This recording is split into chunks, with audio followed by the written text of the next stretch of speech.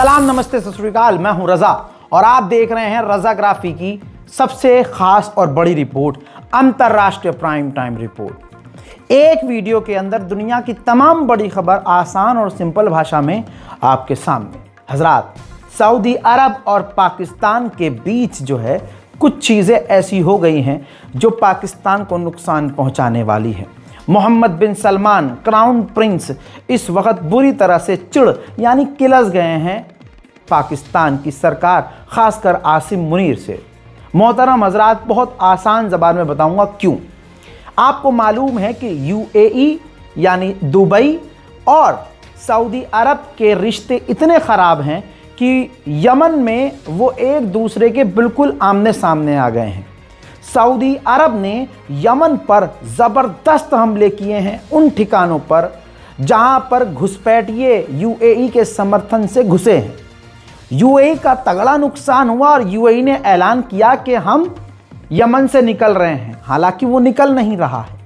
दोस्तों, अब एक महीने पहले का आपको अपडेट याद होगा कि सऊदी अरब ने और पाकिस्तान ने डिफेंस एग्रीमेंट किया था। पाकिस्तान ने तुनक के कहा था कि इस डील के बाद अगर सऊदी पर हमला हुआ तो पाकिस्तान मानेगा कि हम पर हमला हुआ, और अगर पाकिस्तान पर हमला हुआ तो सऊदी अरब मानेगा कि हम पर हमला हुआ। जब ग्राउंड रियलिटी आज पहली बार सामने आई कि सऊदी अरब ये चाह रहा था कि यमन के अंदर पाकिस्तान हमारा साथ दे, सऊदी का साथ दे और यूएई से दूरी बनाए। ऐसे में 2-4 दिन पहले पाकिस्तान की डेलीगेशन खुद आसिम मुनीर यूएई के करीब हो गए। यूएई के जो बादशाह हैं, बादशाह सलामत, और पूरी डेलीगेशन वो पाकिस्तान पहुंच गई।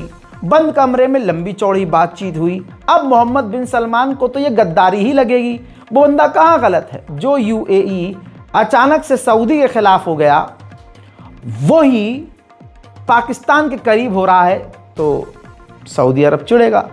बड़ी बात क्या हुई, अब यूएई के जो करीब हुआ, दोनों हाथ में लड्डू लेना चाह रहा था पाकिस्तान का आसिम मुनीर पहले यूएई के करीब होता है। अब फिर सोचते हैं, पाकिस्तान की गवर्नमेंट ये सोचती है कि सऊदी अरब न चिढ़ जाए, इस वजह से सऊदी अरब के क्राउन प्रिंस से मिलने के लिए जो पाकिस्तान की डेलीगेशन है, आसिम मुनीर और उनके साथी, उन्होंने अप्रूवल लिया, सऊदी अरब से मांगा कि हमें मिलना है।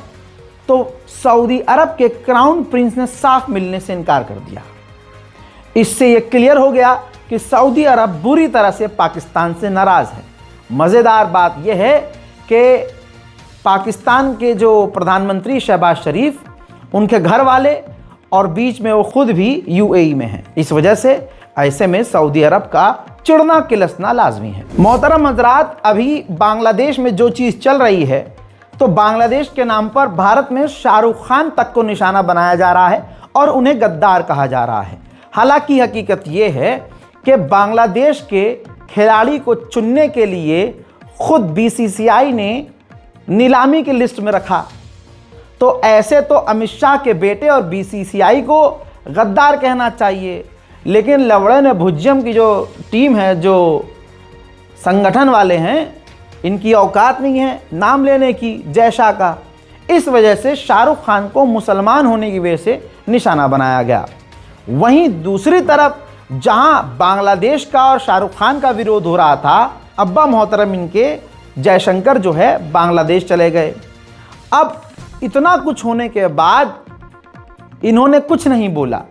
अब रिपोर्ट यह है कि जहां अभी बांग्लादेश गए थे हमारे विदेश मंत्री, वहां की पूर्व प्रधानमंत्री की मतलब आखिरी रसूमात में शामिल होने, बताना चाहूँगा कि अब वही बांग्लादेश को यानी पाकिस्तान मना रहा है कि एक ग्रुप बनाया जाए सार्स नाम का, जो भारत के खिलाफ हो, और यकीन जानिए बांग्लादेश इस ग्रुप को ज्वाइन ज़रूर करेगा। वहीं बलोचिस्तान ने भारत और इजराइल से मदद मांगी है।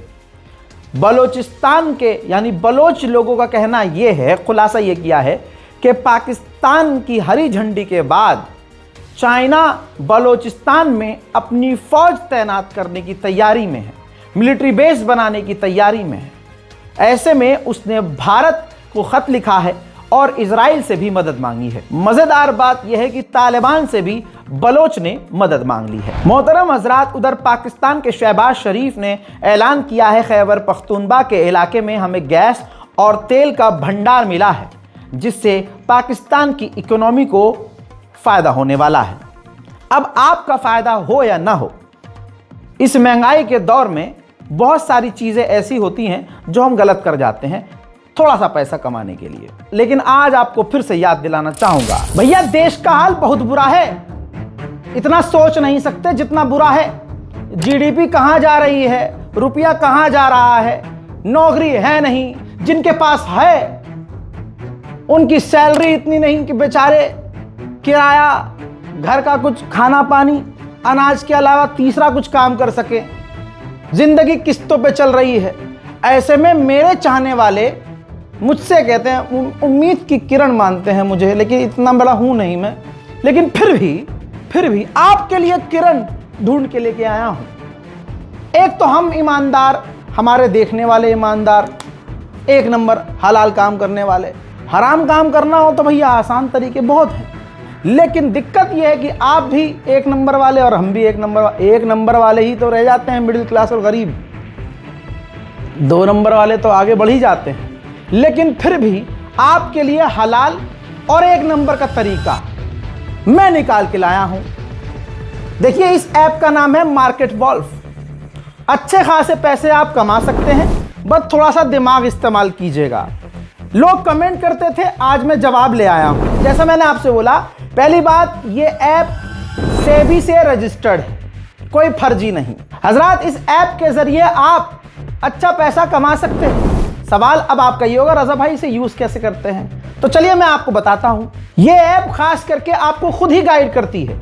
इस ऐप में आपको ये दिखाया जाता है, ये ऐप आपको बताती है कि कौन सा ट्रेंड चल रहा है, किस ट्रेंड को फॉलो करके आप उस पर इन्वेस्टमेंट कर सकते हैं। और मजेदार बात यह है, जहां दूसरी कंपनीज, दूसरी ऐप ये कहती हैं कि भैया और पैसा लगाओ, ज्यादा पैसा लगाओ, मार्केट वॉल्फ ऐप पर आप कम और छोटी इन्वेस्टमेंट के साथ ट्रेडिंग शुरू कर सकते हैं। ऐसी ऐप में आम जनता और ईमानदार लोगों का डर यह होता है तो यह इसमें नुकसान ज्यादा होगा, लेकिन इस ऐप में इनबिल्ड ऐसा फीचर है कि आपने अगर स्टॉप लगा दिया, ऑटो स्टॉप, यानी आपने एक लेवल सेट कर दिया कि भैया इतने लॉस तक अगर आया तो ठीक, इससे नीचे गया तो भैया नीचे जाने नहीं देना, तो वो ऑटो कट लग जाता है, स्टॉप लग जाता है, जिससे आपका नुकसान ज्यादा ना हो। अब सवाल यह है कि भाई इनका ब्रोकरेज क्या है? मार्केट वॉल्फ का भाई पूरी इंडस्ट्री में, इस लाइन में सबसे कम ब्रोकरेज मार्केट वॉल्फ का है। आइए अब मैं आपको आपकी स्क्रीन पर कुछ खास चीज दिखा रहा हूं। प्रॉफिट ट्रेंड के हिसाब से मूव कर रहा था, मैंने स्टॉप ट्रेड पर क्लिक कर दिया और बस उसी वक्त 1306 का प्रॉफिट बुक हो गया, वो भी इतने कम समय में। अब सोचिए, इस पूरी फैसिलिटी को सिर्फ 99 रुपए में आप लाइफ टाइम के लिए इस्तेमाल कर सकते हैं। मजेदार बात यह है कि आप यहां सब कमोडिटीज यानी गोल्ड, सिल्वर, क्रूड ऑयल या नेचुरल गैस में भी ट्रेड कर सकते हैं, वो भी दिन के 9 से रात के 12 बजे तक। ऊपर से मार्केट वॉल्फ ऐप आपको फ्री रिकमेंडेशन देता है कि क्या चल रहा है। जैसे ये देखिए, लोगों ने 14 तारीख को एक दिन में 12,240, जून में 70,668, जुलाई में 59,696 और अक्टूबर में 58,260 का प्रॉफिट बुक किया। और इस प्रॉफिट में मार्केट वॉल्फ का कोई कमीशन लगता ही नहीं। इतना समझाने के बाद भी 1 नंबर हलाल तरीका अगर आप इस्तेमाल नहीं कर रहे हैं तो फिर आप रोना बंद कीजिए, गलती आपकी है। डाउनलोड लिंक डिस्क्रिप्शन में डाल दिया है, कमेंट सेक्शन में भी पिन कर दिया है। अब फोन में घुसकर जिन्नात की तरह मैं इंस्टॉल नहीं कर सकता, थोड़ी बहुत उंगलियां आपको खुद चलानी पड़ेंगी। ऑपरेशन सिंदूर में जब सीज फायर हुआ तो सबसे पहले ऐलान डोनाल्ड ट्रंप ने किया था। इस मामले में आज भी मोदी से सवाल किए जाते हैं कि अगर सीज फायर में कोई दूसरा रोल नहीं था किसी का, तो फिर ऐलान ट्रंप ने क्यों किया सीज फायर का? डोनाल्ड ट्रंप 150 मर्तबा गा चुके हैं कि कि सीज फायर हमने कराया, और इस पर जमकर पाकिस्तान ने ट्रंप की तारीफ भी की और पाकिस्तान ने मान लिया, हाँ जी सीज फायर इन्होंने करवाया। अब 2 दिन पहले पाकिस्तान के दादा साहब ने, दादाजी ने, अब्बा के अब्बा ने यानी चाइना ने ऐलान कर दिया कि हमने भारत पाकिस्तान के बीच सीज फायर करवाया था। इस पर दूसरा कोई रोल ही किसी का नहीं था। इस पर अब पाकिस्तान फिर आ गया सपोर्ट में अपने दादा के, और पाकिस्तान ने कहा कि हाँ जी चाइना ने सीज फायर में एक बड़ा किरदार निभाया था। अब यहां पर पाकिस्तान फंस भी सकता है कि अब तक पाकिस्तान चुप क्यों था, और चाइना की तारीफ करके यहां पर पाकिस्तान अमेरिका को यानी ट्रंप को नाराज भी कर सकता है। मोहतरम हजरात, भारत के गूखोर गांचट्टे यहां मुसलमान होने की वजह से हर तरह से कोई भी हो, मतलब मोदी को अपना अब्बा ऐसा मानना है कि वो गलत भी करे तो वह हीरो है जी, हीरो। अब आप सोचिए, जो तस्वीर वायरल हुई बांग्लादेश में जयशंकर की मुस्कान के साथ पाकिस्तान के स्पीकर से हाथ मिलाते हुए, उस पर खुलासा अब पाकिस्तान ने ये किया, पाकिस्तान के मंत्री ने ये कहा, पाक नेता ने, कि जयशंकर मुझसे हाथ मिलाने खुद आए थे, मैं नहीं गया था, और उन्होंने आकर मुझसे कहा कि मैं आपको पहचानता हूं। और यहां शाहरुख खान को गालियां बक रहे हैं।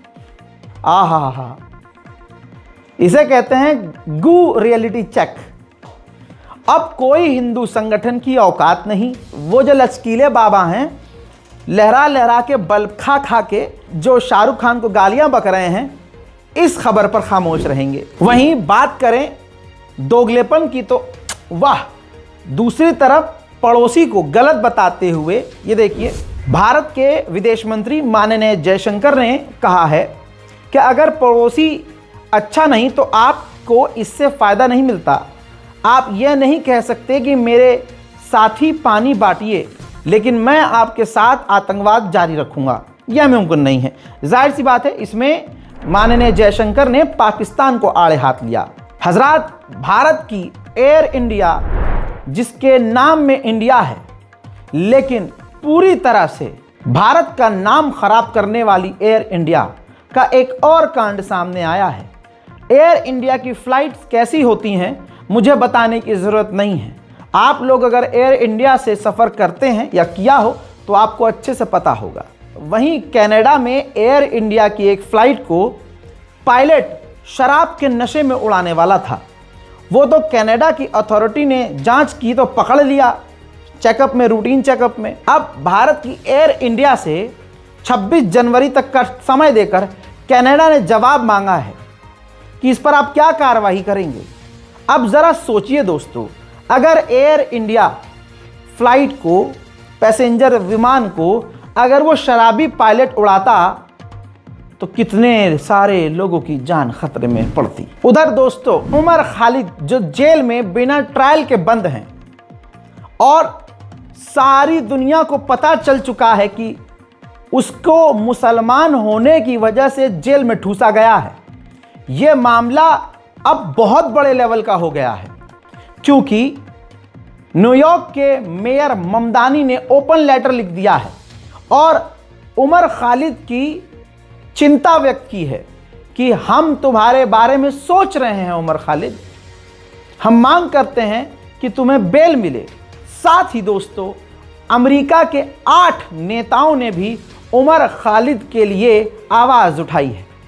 अब इस वजह से मेयर जो न्यूयॉर्क के हैं उनसे एक ख़ास समुदाय और ज़्यादा नफरत कर रहा है, क्योंकि इंडिया में मुसलमानों को प्रताड़ित करना एक झुंड के लिए धर्म के हिसाब से ज़रूरी है। उनके माइंड में ये है कि अगर मुसलमान परेशान होगा तो हमारी जीत होगी। मोहतरम हजरात, जहां पर एक ख़ास समुदाय मुसलमानों को पाकिस्तानी और हर चीज़ की गलती नेहरू पर डालते हैं और सोशल मीडिया पर पाकिस्तान और मुसलमानों को गाली बककर और बांग्लादेश के हिंदुओं को अपना और भारत के मुसलमानों को पाकिस्तानी और विदेशी बताकर खुश होते हैं, उनका दोगलापन भी वक्त के साथ साथ खुल रहा है। जैसे वो इस मामले में चुप हैं कि भारत और पाकिस्तान ने एक दूसरे को अपने परमाणु बमों की जानकारियां दी हैं। साथ ही कैदियों की भी जानकारियां शेयर की हैं कि पाकिस्तान ने बताया कि भारतीय कैदी कितने हैं, भारत ने पाकिस्तान को बताया कि हमारे पास पाकिस्तानी कैदी कितने हैं। भारत सरकार ने अपनी तमाम रिफाइनरी कंपनीज को आदेश दिया है कि आप लोग कितना तेल रूस से खरीद रहे हैं उसकी जानकारी हमें चाहिए। यह बात क्लियर है कि पाकिस्तान से भारत का टकराव बना रहेगा और बढ़ेगा। ऐसे में भारत की खुद की DRDO ने एक खतरनाक बम, ग्लाइडर बम जिसे कहते हैं, बनाया है, वैसा बम। लेकिन फिर भी इजराइल का ग्लाइडर स्पाइस 1000 मॉडल का नाम है, ग्लाइडर बम कहलाता है और काफी खतरनाक होता है। मॉडल का नाम है स्पाइस 1000, स्पाइस 1000। ये इस नाम का मिसाइल भारी मात्रा में भारत ने इजराइल को ऑर्डर किया है खरीदने के लिए। हजरात, बांग्लादेश के लोग और बांग्लादेश अभी भी अपनी औकात में वापस नहीं आ रहा है। 15 दिन में दूसरा एक और मामला आ गया कि 50 साल का एक हिंदू व्यक्ति चंद्रदास, जो व्यापारी थे, दुकान से अपनी दुकान बंद करके वापस घर लौट रहे थे कि वहां की एक भीड़ ने उन पर हमला कर दिया।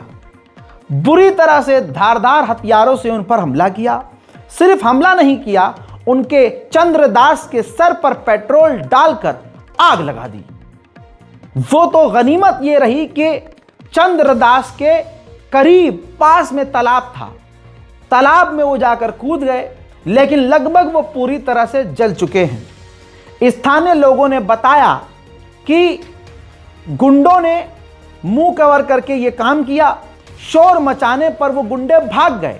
शासन प्रशासन बांग्लादेश का अभी उस झुंड को गिरफ्तार नहीं कर पाया है, लेकिन चंद्रदास की हालत इतनी नाजुक है कि उनको ढाका रेफर किया है। और 50 साल के चंद्रदास इस वक्त जिंदगी और मौत से लड़ रहे हैं। भारत में जो मुसलमान मारे जा रहे हैं एक खास समुदाय के द्वारा, यह घटना उससे अलग नहीं है। अगर हम मुसलमानों को, भारत के मुसलमानों के मारे जाने का, मॉब लिंच करने का दुख है और चंद्रदास के जलाए जाने पर हमें खुशी है, तो माफ करना, यह इस्लाम नहीं है और हम फिर दोगले मुसलमान हैं। इसलिए आपसे गुजारिश है, और खासकर भारत के मुसलमानों से, मेरी ऑडियंस से गुजारिश है कि भारत के अंदर जो हो रहा है हमारे साथ, उस पर भी अगर आप बोल रहे हैं तो बांग्लादेश में जो हिंदुओं को कत्ल किया जा रहा है उस पर भी उससे ऊंची आवाज में बोलकर दिखाएं। अमेरिका हमेशा दूसरे देशों पर नजर रखता है। अफगानिस्तान में अपना खतरनाक MQ-9 रीपर उड़ा रहा था दोस्तों, वो क्रैश हो गया। MQ-9 रीपर अक्सर क्रैश होता है, एक बार फिर से क्रैश हुआ और MQ-9 रीपर एक बार फिर से बदनाम हुआ। चाइना की खतरनाक नई मिसाइल, मॉडल याद रखिएगा DF-27। ये चाइना की इतनी खतरनाक मिसाइल है कि चाइना सीधा अपने यहां से अमेरिका को हिट कर सकता है। इस मिसाइल के मैदान में आते ही चाइना से लेकर अमेरिका तक हड़कंप मच गया है। अमेरिका चाइना से सामने से नहीं लड़ सकता। तो जैसे शुरू में अमेरिका ने यूक्रेन को उंगली करी थी कि चलो चलो हम तुम्हारे साथ हैं, और बाद में अकेला आज छोड़ दिया, ऐसे ही क्योंकि देखिए रशिया से अमेरिका नहीं लड़ सकता था तो यूक्रेन को आगे कर दिया, और आज यूक्रेन का हाल आप देख रहे हैं। ऐसे ही चाइना से अमेरिका सामने से भिड़ना नहीं चाहता तो वो ताइवान को मजबूत कर रहा है। खबर अब यह है कि ताइवान को भारी मात्रा में जल्दी F-16 फाइटर जेट देने की तैयारी में है, जिस पर चीन बुरी तरह से भड़केगा। अब ताइवान के करीब अभी चाइना ने खतरनाक ड्रिल करी थी और वो ड्रिल करके चाइना लौट गया वापस। अब ऐसे में अमेरिका ने कहा कि चाइना ताकत के जरिए मामले को बिगाड़ रहा है और ताकत से किसी सॉल्यूशन तक नहीं पहुंचा जा सकता। चाइना जानबूझकर तनाव बढ़ा रहा है। यह टोन वैसी ही है जब अमेरिका अपनी ताकत का इस्तेमाल दूसरे देशों पर करता है तो दूसरे देश यही अमेरिका के लिए बोलते हैं। आज टिट फॉर टैट हो रहा है तो अमेरिका को तकलीफ हो रही है। जापान के भी रिश्ते चाइना से खराब है। एक औरत पहली बार वहां की प्रधानमंत्री बनी और जापान जहां हमेशा शांति रहती थी वहां पर भी फसाद शुरू हो गया। भाई साहब, फसाद भी ऐसा कि अब प्रधानमंत्री जापान की हैं, उन्होंने कह दिया कि हमारे पास ऑप्शन मौजूद है, हम न्यूक्लियर सबमरीन खरीद सकते हैं। मैं महिलाओं के खिलाफ नहीं हूं, लेकिन जिस तरह से मैंने देखा है, आपने भी देखा है कि महिला को जब पावर दे दी जाती है तो फिर उसका इस्तेमाल गलत ही होता है। जी हां, अक्सर ऐसा देखा गया। सारी महिलाएं ऐसी नहीं हैं। अब एक मामला है, एक्टर नहीं है, किस्मत बादशाह की वजह से चमक गई है। सिंगर बादशाह ने एक व्यक्ति को सपोर्ट कर दिया। वो उनकी पर्सनल राय थी कि मुझे ये अच्छा लगा, उन्होंने वो कंटेंट शेयर कर दिया। देखते ही देखते अगले शादाब जकाती की जिंदगी बदल गई। किसी भी समझदार आदमी से आप पूछेंगे कि इनके कंटेंट में कोई लॉजिक या कॉमेडी है, आपको लगेगा कि नहीं है। जवाब भी यही मिलेगा। कोई भी वीडियो देखिए, हर वीडियो के अंदर भैया के एक्सप्रेशन सेम होते हैं। No hate for him, but मैं जेन्युइनली रिव्यू दे रहा हूं। एक्सप्रेशन सेम होते हैं, बातें सेम होती हैं। बस कहते हैं ना कि ट्रेंड में आ गया बंदा, और किसकी वजह से आया आपको पता है। बंदा उसके लिए थैंकफुल है, अच्छी बात है। गॉडफादर को नहीं भूलना चाहिए। बहुत सारी चीज़ों में इनको फंसाया गया, हमने इनका साथ दिया, और आज भी उन मामलों में हम साथ हैं कि भाई फर्जी फंसाने की कोशिश है और मुसलमान होने की वजह से इनको टारगेट भी किया गया। लेकिन अब कुछ ऐसा मामला आया है जिससे मुझे खुद शौक लगा। असल में जिस महिला के साथ अक्सर ये इवेंट पर नजर आते थे, मैं इनको भाभी समझता था। पूरी दुनिया, यहाँ तक कि जितने इंडियन हैं, ज़्यादातर भारतीय लोग, इनके व्यूअर्स भी इस महिला को, जो इनके साथ अक्सर हर जगह, यहाँ तक कि नॉर्मल इवेंट में भी साथ नजर आती थी, हम इनको इनकी असली बीवी यानी इनकी वाइफ समझते थे। खुशी होती थी कि भाई चलो पत्नी के साथ वीडियो बना रहे हैं। अचानक अब हुआ ये कि एक व्यक्ति थाने जाकर रोता हुआ चीख चीख कर कहता है, क्या कहता है कि वो मेरी पत्नी है। मेरी पत्नी को शादाब जकाती यहाँ लेके जाता है, वहाँ लेके जाता है, और मेरी पत्नी मुझे धमकाती है, डराती है और मारने की बात करती है। मेरे साथ तो नहीं रहती, लेकिन शादाब जकाती के साथ रहती है, क्योंकि वो उसे पैसा देता है और वो उसके साथ कंटेंट बनाती है, वीडियो बनाती है। ये है वीडियो। कौन है? मेरी बीवी जगाती जान से मारने की धमकी दे गए कि चाहिए मर जा, कुछ भी रोज साजिश रचे, नई साजिश रचे। मेरी बीवी मुझे धमकियां दे रहे, यूं कहे मैं कोर्ट कचहरी छपसी, मैं कोर्ट में खरीद लूंगा, मैं कचहरी में खरीद लूंगा, मैं थाने में खरीद लूं, मुझे कोई कुछ नहीं कर सकता, मुझे कोई नहीं मार सकता। अब तू क्या चाहता है? मैं भैया मैं अपनी बच्चे की जिंदगी और अपनी जिंदगी चाहूँ। मेरी बीवी मेरे मतलब की नहीं है, वो पता नहीं किस किस से अफेयर चली, तो उसके शादी के बाद भी मैंने खूब आकर पीछे रखी, मैंने चल कोई नहीं। अब क्या? अब ये जगाती के साथ लग गई। जगाती से मैं से रोक नहीं रुकती, जगाती के वे जगाती से मेरी विलायत के 3 4 दिल के ले जा, 5 दिल के ले जा। अब भी मैं अब भी रोक रहा था, भी आई थी कटोर से, जिन्हें कहा से आई थी, यूं कहने लगी कि मैं तो देहरादून जा रही। मैंने कहा मेरी तबीयत खराब है, तुझे पता मैं हार्ट का बीमार हूँ, मेरी कितनी तबीयत खराब चल रही, मुझे एक झलक नहीं देख रही। यूं कह रही चाहे तू मर जा मेरे पेशाब से, मेरे दिल में नहीं है तू इतना सा भी। मैं मुझे गालियां दे रही, मोबाइल में मेरी रिकॉर्डिंग है, गाली दे रही, कभी तलाक की धमकी, कभी थाने की जेल में चढ़ाने की धमकी दे रही।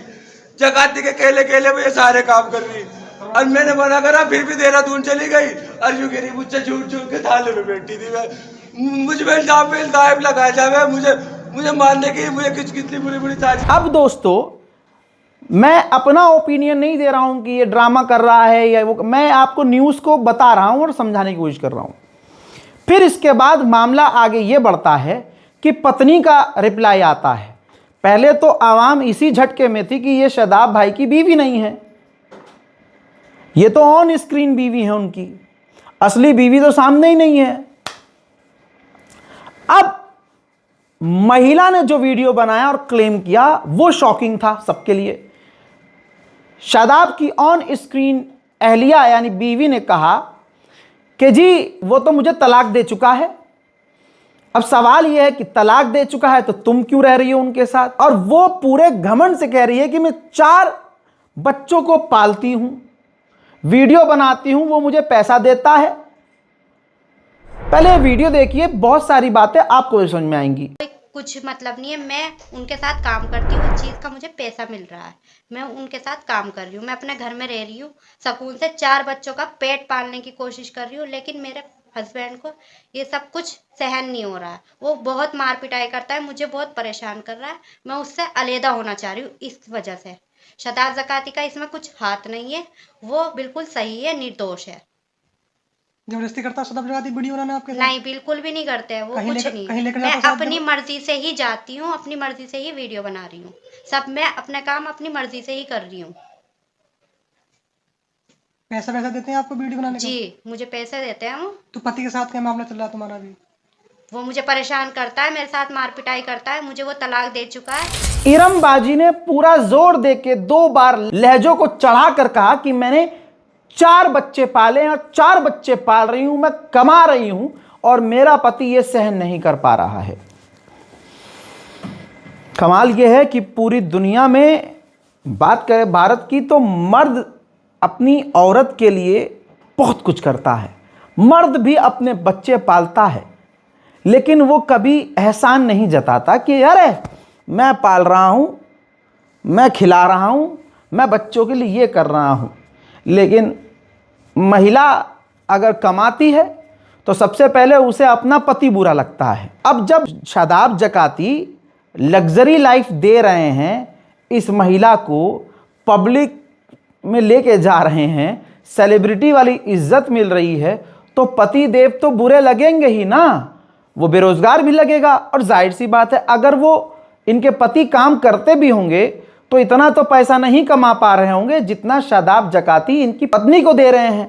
और पत्नी के बात से ये क्लियर हो गया है कि भाई वो 4 बच्चों का पेट पाल रही है तो अच्छा लेके आ रही हैं, कमा रही हैं। लेकिन ऐसे में बेचारे पति पर जुल्म करना, ये कहाँ का इंसाफ है भाई? पति तो बेचारे मारे मारे फिर रहे हैं भाई, पतियों का तो भारत में बड़ा बुरा हाल है। अब इनके बयान आपने याद रखे होंगे, अभी बाजी ने, इरम बाजी ने क्या कहा कि वो मुझे तलाक दे चुका है, ये हो गया है और मैं खुद तलाक लेना चाह रही हूँ क्योंकि वो पीटता है, मारता। वही इस कहानी, पति मुझे मारता है, पति मुझे प्यार नहीं करता है, पति का ये चल रहा है, वो चल। यहाँ कहानी दूसरी है, पति ने कहा कि मेरी पत्नी का चल रहा है। अब जो चीज़ें सामने हैं मैं उस पर ही सवाल कर रहा हूँ।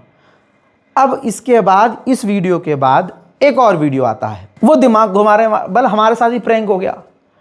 उसमें शदाब ज़काती बैठे हैं और उनका पति भी बैठा हुआ है इरम का, और इरम भी बैठी हुई हैं। अब नहीं पता ये कौन सी डील हो गई है भाई, कि पति अब कह रहा है दोबारा से कि जी हाँ जी, मैं अपनी मर्जी से अपनी पत्नी को इनके साथ भेज रहा हूं, मैं अपनी पत्नी को अपनी मर्जी से, मुझे कोई प्रॉब्लम नहीं है, मेरी कोई दिक्कत नहीं है, अब तो मेरी पत्नी को ये ले जा सकते हैं, मैं अपनी मर्जी से अपनी पत्नी को शदाब ज़काती के हवाले कर। या अल्लाह, इतना फेमस मत करियो मुझे भैया। देखिए, मैं इरम को अपनी मर्जी से भेज रहा। बोल। हाँ भाई साहब, मैं अपनी मर्जी से भेज रहा हूँ। ठीक है भाई साहब, शदाब भाई लेके जा रहे हैं, हमारी बीवी जा रही है, तो मैं अपनी मर्जी से भेज रहा हूँ। ठीक है जी, इनकी खुशी में और इनकी खुशी में मेरी खुशी है। ठीक है भाई साहब। अगर जो तो ऐसा है तो फिर रोना कहे का है भाई? अगर जो तो ये बात अब कर रहा है, रोना कहे का है? मुझे ऐसा खबर भाई साहब, मैं जाऊँ इधर को हाईवे में, वो यकीन नहीं मानना मेरी इतनी। अब यहां पर मेरा कोई ओपिनियन नहीं है, ना मैं शदाब ज़काती भाई को बोल रहा हूं, ना मैं इरम बहन से कुछ कह रहा हूं, ना मैं उस बेचारे पति को कुछ कह रहा हूं। मैं कह रहा हूं अंदर की चीज आप सब समझ गए कि पैगाम इससे क्या मिला, सबक क्या मिला, सबक क्या मिला।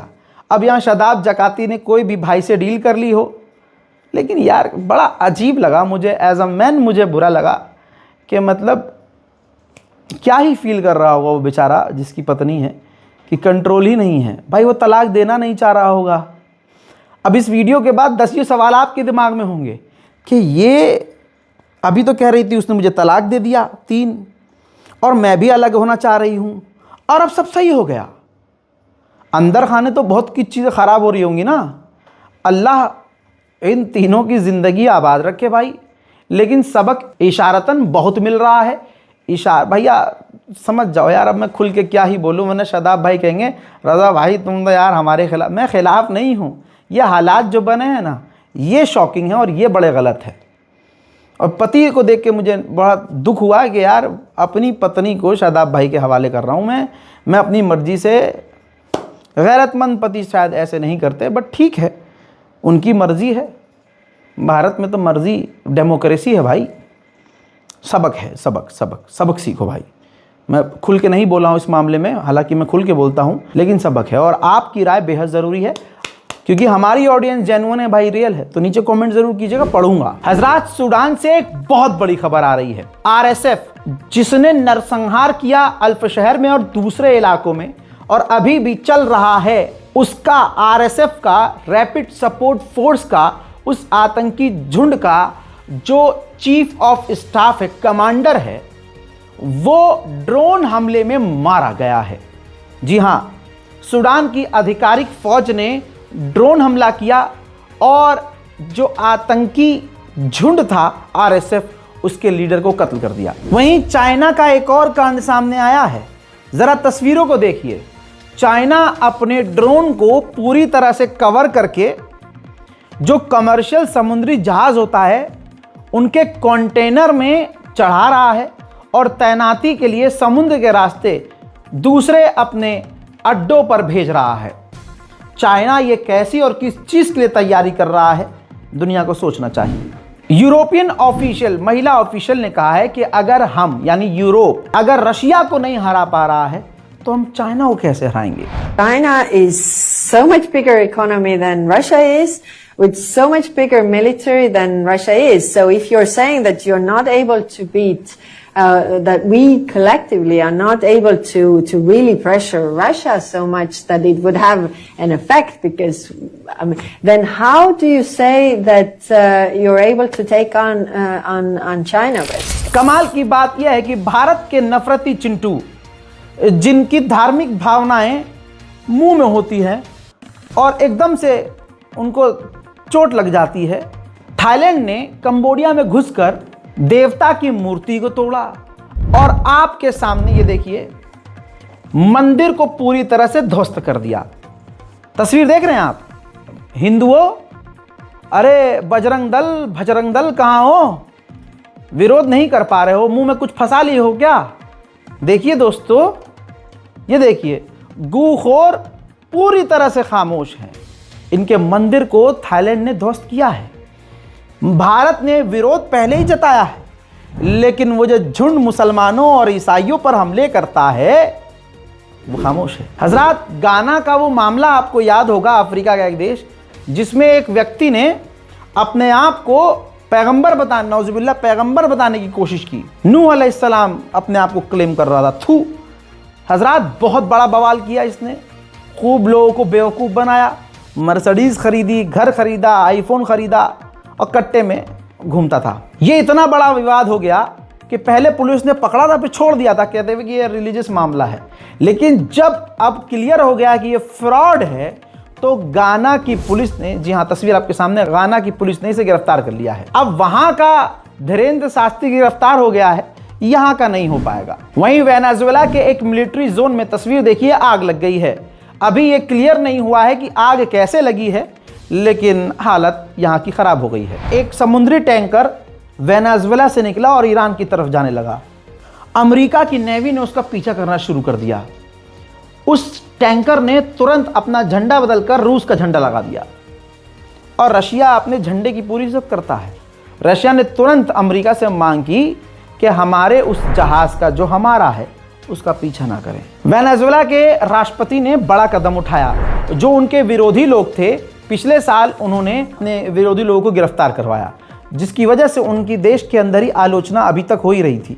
हालात को बिगड़ता हुआ देखकर वेनेजुएला के राष्ट्रपति ने 88 अपने विरोधियों को जेल से आज़ाद कर दिया है। वेनेजुएला के राष्ट्रपति ने एक कार के अंदर पत्रकार को इंटरव्यू देते हुए बड़ी बात कही। उन्होंने कहा, इल्ज़ाम लगाया कि अमेरिका हमारा पेट्रोल, डीजल, कोयला सब चाहता है। ये सारी दुनिया जानती है। हम लड़ना नहीं चाहते, हम अभी भी तमाम इन चीज़ों के बाद अमेरिका से बातचीत करने को राज़ी हैं। अब जो मैं आपको खबर बताने जा रहा हूं, ये खबर कम मेरी तमाम बहनों के लिए अलर्ट है।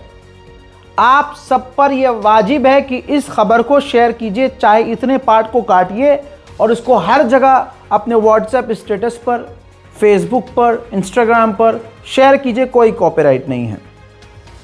मेरी बहनों, हिंदुस्तान की बेटियों, भारत की हिंदू मुस्लिम तमाम, बस मैं आज संबोधित कर रहा हूं, मैं उनको अलर्ट कर रहा हूं, लड़कियों को जो फेसबुक पर, इंस्टाग्राम पर कहीं भी फोटो अपलोड करती हैं। इस एआई के ज़माने में अब सीधा आपको निशाना बनाया जा रहा है और आपकी इज्जत ख़त्म हो रही है। आपकी बुरखे वाली तस्वीर को भी नंगा किया जा रहा है। बाढ़ है आर्टिफिशियल इंटेलिजेंस की और ऐसे तस्वीरों को बनाकर शेयर किया जा रहा है। ज़रा सोचिए, आपने अपनी पूरे बुरखे में एक फ़ोटो अपलोड की, किसी इंसान ने उसको डाउनलोड किया और एक्स का जो ग्रोक, जो एलन मस्क का ग्रोक एआई है, उसको बोला हे ग्रोक रिमूव हिजाब एंड पुट बिकनी, तो ग्रोक वो 10 सेकंड में कर दे रहा है। आपका हिजाब उतार रहा है, आपकी साड़ी उतार रहा है और आपको बिकनी में पोस्ट करके पब्लिक के सामने रख रहा है। ये क्या है? सोचिए, एग्जाम्पल दे रहा हूं। ये हिजाब वाली तस्वीर है। ये सिर्फ मैं आपको एजुकेट करने के लिए बता रहा हूं। ऑलरेडी एआई का मिसयूज होना शुरू हो चुका है। देखिए, ये ओरिजिनल तस्वीर है, कोई इसमें गंदगी नहीं है, आपके मुंह से माशाल्लाह निकल रहा होगा। अब ग्रोक के जरिए किसी ने भी बोला है Grok put us all in bikinis, किसी ने भी पोस्ट करके लिख दिया, तो हुआ क्या? ये देखिए, शॉकिंग है ना। और बिल्कुल अब ऐसी ही आपने अगर कोई तस्वीर अपलोड करी है नॉर्मल, हम तो इतने एडवांस नहीं हुए ना, हमारे गांव के हमारे अपने लोग एडवांस हुए हैं, खानदान के, कितना गलत इस्तेमाल हो सकता है। कोई भी आपका दुश्मन आपका फोटो ले और उसको नंगा करे और आपके नाम पर फेक आईडी बनाए और वहां पोस्ट करना शुरू कर दे, पूरी इज्जत गई। आप अपने खानदान को, अपने गांव वालों को बहन कब तक साबित करती रहोगी ये एआई है, एआई है? अरे बात क्या होता है एआई आई एआई आई? देख तो लिए तो नंगा, कहां समझाओगे आप? तो जो हिंदू मुस्लिम कोई भी लड़की अपनी तस्वीर, साड़ी का दिखा देता हूं, ये देखिए, ये साड़ी वाली तस्वीर है, ओरिजिनल तस्वीर है। अब किसी ने अपलोड किया, लेकिन दूसरे किसी दुश्मन ने, हरामी ने इस तस्वीर को वही कर दिया, ग्रोक से बोल दिया कि भैया कपड़े चेंज कर दो, नंगा कर दो इन्हें, बिकने हो गई। ये देखिए, एग्जाम्पल दे रहा हूं, बाढ़ है एआई की, बाढ़ है एक्स पर, और एक्स कर भी रहा है। मैं देखता हूं इंस्टाग्राम पर लड़कियां कुछ भी करती हैं, फोटो क्लिक करके डाल देती हैं। जैसे इस बहन ने डाला होगा, जिम गई होंगी बाजी और फोटो क्लिक किया हो, हम तो जिम करके आ रहे हैं। अब इनकी फोटो किसी ने तो देखी होगी, वो उठाकर ग्रोक के बोल दिया कि भैया इन्हें जो है साड़ी में डाल दो, किसी ने बोला किसी चीज़ में डाल दो। चीज़ अच्छी है, लेकिन इसका इस्तेमाल बुरा भी हो रहा है। जैसा दिमाग वैसा इस्तेमाल। तो साड़ी में बहन को कर दिया तो ओके था, उसके बाद क्या किसी हरामी दिमाग ने क्या किया? साड़ी उतरवा दी। अब आप कहेंगे रजा भाई आप क्यों दिखा रहे हो? भाई ये वायरल हो चुकी हैं पहले। इन्हीं सब मामलों की वजह से भारत सरकार ने एक्स को नोटिस दिया है। जी हाँ, ये रहा खबर अपडेट, नोटिस दिया और कहा है कि भैया तुरंत इस पर जवाब दो। अब क्या जवाब? अब एलन मस्क से तुम कहाँ तक लड़ोगे? लेकिन आप सोचिए कि हमारे देश के लिए, बल्कि ये एआई पूरी दुनिया के लिए खतरनाक है। फॉर एग्जांपल, तुर्की के राष्ट्रपति रजब तैयब एर्दोगान की ये एक नॉर्मल तस्वीर है। अब किसी हरामी ने बोल दिया भैया कि इनको बिकनी में कर दो। अब आपको हंसी आ रही होगी। यही एआई आज हमारी बहनों के लिए कितना खतरनाक हो चुका है, मुझे समझाने की जरूरत नहीं है। हजरात मोहतरम, अंतर्राष्ट्रीय प्राइम टाइम रिपोर्ट में आज और अभी के लिए इतना ही। और जाते जाते याद दिला दूं काहे इतना समय लगा रहे हैं? मार्केट वॉल्व ऐप को 2 मिलियन से ज़्यादा लोग डाउनलोड कर चुके हैं, इस्तेमाल कर रहे हैं। जिंदगी में हमेशा पीछे रहने से अच्छा है कभी तो आगे बढ़ो। कमेंट में लिंक मैंने डाल दिया है, कमेंट को पिन कर दिया है। डिस्क्रिप्शन में भी मैंने लिंक जो है डाल दिया है, सिर्फ आपको लिंक पर क्लिक करना है। अब अपने लिए एक क्लिक भी ना कर सको, ऐसा तो नहीं हो सकता है ना। तो जल्दी जाइए, रिपोर्ट को शेयर कीजिए, अपनी दुआओं में हमें याद रखिए। जय हिंद।